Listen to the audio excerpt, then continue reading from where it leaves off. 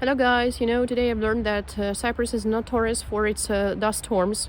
All these dust arises somewhere in Africa, goes through the Mediterranean Sea and arrives here, covering all cars, outdoor furniture, roads, everything with dust.